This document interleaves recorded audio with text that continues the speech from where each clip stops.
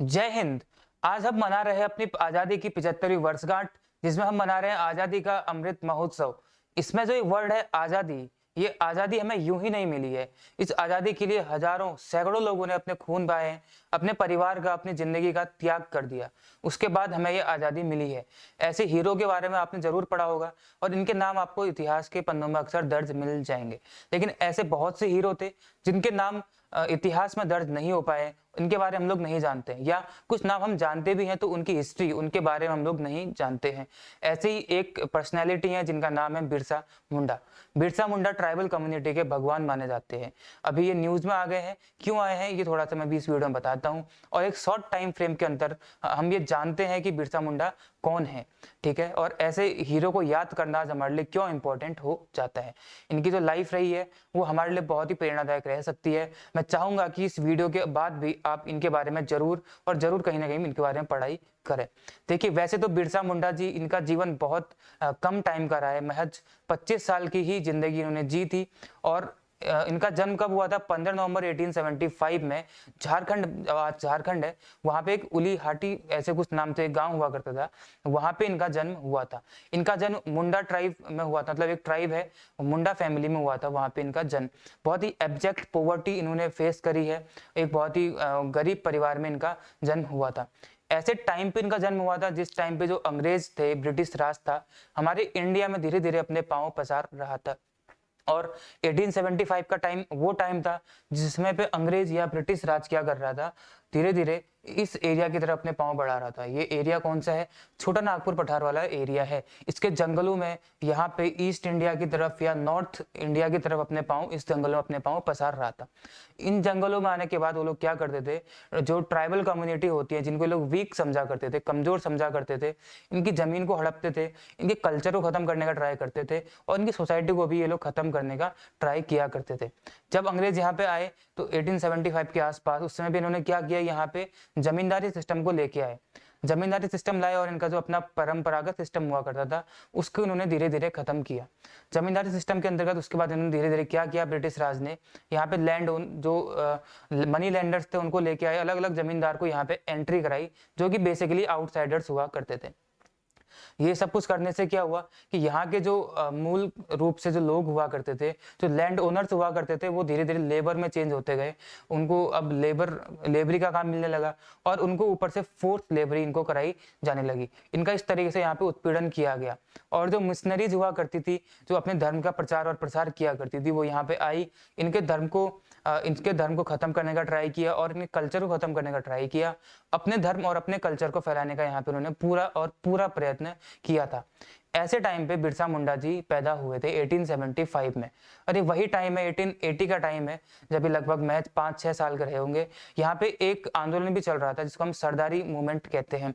सरदारी movement क्या था? वो जो ट्राइबल कम्युनिटीज के राइट्स को यहाँ पे ब्रिटिश राज के द्वारा छीना गया था, उनको वापस मांगने के लिए था, रिस्टोर करने के लिए आंदोलन किया जा रहा था, जो कि एक बेहद अच्छा आंदोलन था। लेकिन ये आंदोलन नॉन वायलेंट तरीके से किया जा रहा था। देखिए, बिरसा मुंडा जी ने ये सब कुछ तो देखा था, तो इन सब चीजों से उनके मन में था कि हाँ, मुझे कभी ना कभी अपने लैंड को, अपने कल्चर, अपने सोसाइटी को वापस लेके आना है, और यहाँ के ओरिजिनल रूप से रहने वाले लोगों को ये सब चीजें वापस दिलानी है, इनका हक हमें वापस दिलाना है। साथ ही साथ ये आंदोलन भी चल रहा था। ये आंदोलन लेकिन सफल नहीं हो पा रहा था। क्यों? क्योंकि ये नॉन वायलेंट तरीके से चलता था, और इस नॉन वायलेंट आंदोलन को ब्रिटिश राज बेहद आसानी से दबा दिया करता था। तो जिसके बाद ये आंदोलन क्या हुआ, हमेशा के लिए असफल होता चला गया। तो ये चीज बिरसा मुंडा ने देखी, उनको लगा कि अगर हमें अपने राइट्स को वापस लेना है तो नॉन वायलेंट तरीके से, इस तरीके से, पोलाइट तरीके से हम इस चीज को वापस नहीं ले सकते, हमें कुछ और तरीके इसके लिए अपनाने होंगे। तो उन्होंने अस्त्र शस्त्र का सहारा लिया। लेकिन ये सब कुछ अस्त्र या शस्त्र उठाने से पहले उन्होंने क्या किया कि अपने ही जो लोग थे, जो दूसरे धर्म में परिवर्तित हो रहे थे, अपने कल्चर को जो लोग छोड़ रहे थे, उनको वापस लाने का ट्राई किया। इन्होंने जो मिशनरीज थी, उन मिशनरीज का खूब विरोध किया, उनके खिलाफ आवाज उठाई। इसके साथ ही साथ उन्होंने क्या किया कि जो अपना कल्चर था, अपना धर्म था, उसमें जितनी कुरीतियां थी, उसमें जितनी बुराइयां थी, उन सबको इन्होंने क्या किया, सही करने का ट्राई किया। उन सब चीज के बदले में इन्होंने नए नए सुधार लाने का ट्राई किया। अपने कल्चर में, अपने धर्म में इन्होंने नई नई प्रेयर्स को ऐड किया, नए टेनेट्स उसमें ऐड किए, ताकि लोग इन जो रूढ़िवादी प्रथाएं हैं इनसे दूर हटें और मॉडर्नाइजेशन की तरफ बढ़े। ये जो आपको दिख रहे हैं यही थे बिरसा मुंडा जी। इनके आज हाथ में आपको दिख रहा होगा धनुष बाण रहता था, ये इनका ट्रेडिशनल तरीका था वॉर लड़ने का। ठीक है, ये थे बिरसा मुंडा जी। उसके बाद क्या किया, जब इन्होंने धीरे धीरे कल्चर को रिफॉर्म कर रहे थे, उसके बाद रिलीजियसली इन्होंने रिफॉर्म लाने शुरू किए अपने सोसाइटी में। उसके बाद क्या हुआ कि जब इन्होंने सब कुछ धीरे धीरे कर लिया, जब इनका ये मकसद पूरा होने लगा, इन्होंने कहा कि अब ये सही वक्त है, अब हमें क्या करना चाहिए, अस्त्र शस्त्र उठाने चाहिए। और इन्होंने धनुष बाण अपना उठा लिया, ट्रेडिशनल तरीके से लड़ाई करना इन्होंने शुरू कर दिया, जिससे अंग्रेजों के मतलब पांव तले धरती खिसक गई थी, हम ये बोल सकते हैं। उसके बाद क्या किया गया था, इन्होंने अस्त्र शस्त्र तो उठाए, लेकिन इन्होंने इस बात का पूरी तरीके से ध्यान रखा कि इसमें किसी भी इनोसेंट की जान नहीं जानी चाहिए, केवल और केवल उसकी जान जाए, उसके साथ बुरा हो जिन्होंने हमारे साथ बुरा किया है। कोई भी इनोसेंट व्यक्ति इसमें घायल, बच्चे महिलाएं इसमें घायल नहीं होनी चाहिए। इन सब वजहों से क्या हुआ कि ये बिरसा मुंडा जी धीरे धीरे अपने लोकल्स लोग में काफी फेमस होने लगे और सारे लोग इनका सम्मान करने लगे, यहाँ तक कि लोग इन्हें भगवान के रूप में पूजने लगे थे। तो अपने यहाँ पे इनको डिवाइन एक तरीके से स्टेट मिल चुका था, लोग इनको भगवान का दर्जा देने लगे थे। वहाँ के जो लोकल्स थे, तो वहाँ की और ट्राइब्स हुआ करते, जैसे मुंडा ट्राइब से थे, संथाल ट्राइब्स हुआ करती थी उस एरिया में, और ओरेओ ट्राइब हुआ करती थी, ऐसे और ट्राइब्स, ये सब लोग इनका क्या करने लगे, हेल्प इनकी करने लगे थे। धीरे धीरे क्या हुआ था वहाँ पे कि जो वहाँ के लोकल लोग थे और जो नॉन आदिवासी हुआ करते थे, ये नॉन आदिवासी लोग भी इनकी हेल्प में आए, और ये सारे के सारे लोगों ने इन ब्रिटिश राज के खिलाफ एक खुलेआम विद्रोह जारी कर दिया था, एक रिवोल्ट जारी कर दिया था। लेकिन शीघ्र ही क्या हुआ कि जो ये बिरसा मुंडा जी थे, इनको अंग्रेजों के द्वारा गिरफ्तार कर लिया गया था और इनको जेल में डाल दिया गया था। सन 1900 की बात है, 9 जून 1900, जिस दिन इन्होंने अपने प्राण त्याग दिए थे जेल में ही, उस दिन ये व्यक्ति शहीद हो गया था। और एक बहुत ही महान आत्मा थी जिन्होंने इतने सारे संघर्ष किए, इतनी छोटी सी उम्र में इन्होंने इतना कुछ कर दिखाया, जो आज के युवाओं के लिए हमें बहुत प्रेरणादायी साबित हो सकता है कि कैसे कैसे उस समय के युवकों ने अपनी जान की आहुति दी, प्राण की आहुति दी थी हमारे देश को स्वतंत्रता दिलाने के लिए और ब्रिटिश राज के खिलाफ आवाज उठाने के लिए। लेकिन इनकी मृत्यु के साथ ही इनका आंदोलन और इनका जो त्याग था यूं ही बर्बाद नहीं गया।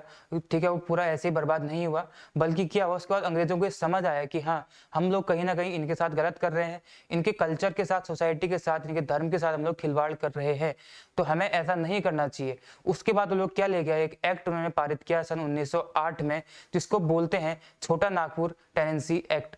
छोटा नागपुर टेनेंसी एक्ट 1908 में पास किया गया, जिसके तहत ये किया गया कि जो ट्राइबल्स लोगों की भूमि है, लैंड है, उसको कोई भी नॉन ट्राइबल व्यक्ति आकर के यहाँ पे नहीं खरीद सकता है। जिसके बाद इन्होंने एक बहुत चैन की सांस ली और राहत की सांस ली, और इनके लिए एक बहुत बड़ी विक्ट्री साबित हुई। और वहां पे जो फोर्स्ड लेबर था उसको भी वहां पे क्या कर दिया गया, कंप्लीटली बैन कर दिया गया था। इस तरीके से इन्होंने मृत्यु के बाद भी अपने आंदोलन को सफल बनाया और अपना जो पूरा योगदान था उसको हमेशा के लिए इन्होंने सफल बनाया। ऐसे महान व्यक्ति के बारे में हमें जानना चाहिए, और मैं उम्मीद करता हूं कि आप लोग बिरसा मुंडा के बारे में और ज्यादा पढ़ाई करेंगे, इनके बारे में और जानेंगे। ये युवकों के लिए बहुत प्रेरणादायी साबित हो सकता है। ये एक शॉर्ट टाइम फ्रेम में इनके बारे में छोटी सी जानकारी थी जो आप तक पहुंचानी बेहद जरूरी थी। और क्यों जरूरी थी, क्यों अभी मैंने इस टॉपिक को लिया और क्यों इस बारे में अभी आपको मैं बता रहा हूं, क्योंकि देखिए कहीं ना कहीं हम लोग चूक गए हैं हमारे इतिहास में एज ए हीरो के बारे में बताने के लिए। हम इतिहास में कहीं ना कहीं इन चीजों के बारे में बताने से चूक गए हैं, और इनकी स्टोरी को ऐसे अन्य कितने हमारे हीरो हैं, भले ही वो ट्राइबल कम्युनिटी के हैं और भी नीचे कम्युनिटी के हो सकते हैं, हम उनके बारे में नहीं पढ़ते हैं।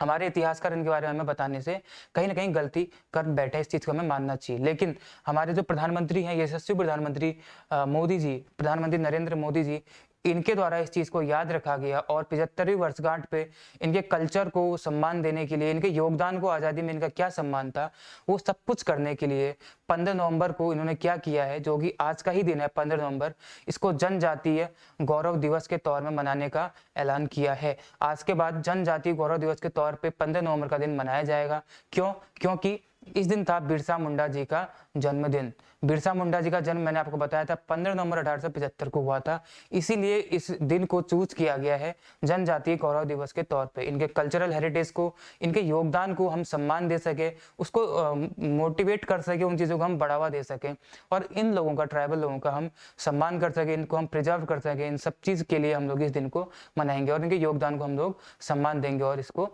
याद करेंगे। देखिए ये सब चीज़ें करना हमारे लिए बेहद ज़रूरी हो जाता है, क्योंकि हमें पता है कि हम ये एक अखंड भारत है, इसके अंदर रहने वाला हर व्यक्ति भारत का है और ये भारत हर एक व्यक्ति का है। हर किसी की ज़िम्मेदारी बनती है कि हम हर किसी का सम्मान करें, हर किसी की ज़िम्मेदारी बनती है कि हर दूसरे व्यक्ति का सम्मान करे, भले वो किसी धर्म, जाति, रंग या किसी भी छोटी-बड़ी किसी भी एज का हो, किसी भी कम्युनिटी से वो बिलॉन्ग करता हो। भारत का रहने वाला व्यक्ति इस भारत का है, तो हमें हर चीज़ को ध्यान में रखना है और इसी तरीके से हमें इन ट्राइबल्स लोगों के योगदान को हमेशा से याद में रखना है। तो देखिए, आज़ादी का अमृत महोत्सव के अंतर्गत ये एक बेहद ही इंपॉर्टेंट कदम लिया गया है भारत सरकार के द्वारा, जो कि मनाया जाएगा जनजातीय गौरव दिवस के तौर पे। तो ऐसे ही क्या बोलते हैं, अगले किसी टॉपिक में हम फिर से मिलेंगे जो आपके लिए बेहद इंपॉर्टेंट हो सकता है। इस पूरे टॉपिक का कोई ऐसा पीडीएफ आपको नहीं मिलेगा, क्योंकि ये ऑब्वियसली एक इन्फॉर्मेटिव और एक अवेयरनेस टाइप का वीडियो है। इसमें हमें केवल और केवल हम इस चीज़ को जान रहे थे कि अभी ये न्यूज़ में क्यों आ गया है। तो हम इसी तरीके से हर किसी का सम्मान करेंगे और अपने मातृभूमि की रक्षा के लिए सदैव तत्पर रहेंगे। ऐसी मैं उम्मीद करता हूँ, ऐसी हम सब उम्मीद करते हैं और इसी के साथ हम मिलते हैं फिर अगले वीडियो में। तब तक जय हिंद, जय भारत।